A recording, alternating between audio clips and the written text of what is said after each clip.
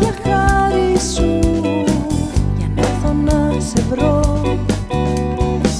Έπαιζα με τα κύματα, κοιμόμουν με τα αστέρια, μα πιο πολύ πεθύμησα τα τρυφερά σου χέρια.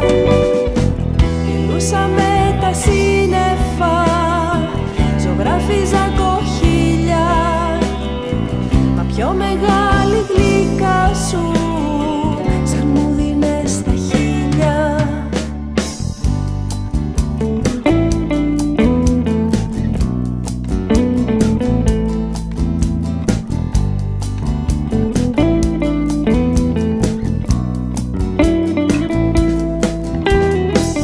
Ο έξω κόσμος άλλαξε και κόπηκε κομμάτια.